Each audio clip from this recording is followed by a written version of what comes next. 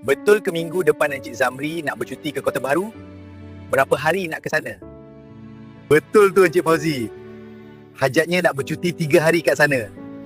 Di Kota Baru nanti stay kat mana Encik Zamri? Kalau belum ada tempat, saya ada kawan yang buat homestay.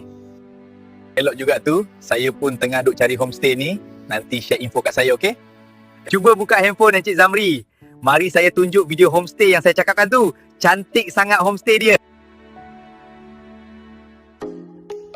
Aish Homestay Sirih Residen Kota Baru, 3 bilik tidur yang selesa, 2 bilik air bersih dan luas, dapur lengkap, parking selesa, wifi disediakan. Ni fasiliti provided Aish Homestay. Ada gymnasium.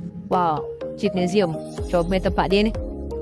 Bersih, legap dengan akak berat. Macam-macam boleh buat. Ada treadmill. Multi-purpose hall. Boleh main badminton. Banyaknya court dia. Resident Lounge. Ini dia tempat untuk kita nak bersembang. Kita nak bersembang, keluarga nak mari jumpa pun sini. Meja, comel. Ada sofa yang cantik. Tu dia.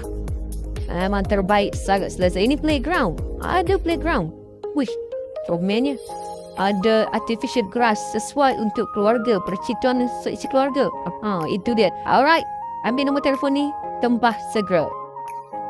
Terbaik sangat homestay ni. Baik Encik Zamri tempah sekarang. Kalau lambat nanti orang lain rembat.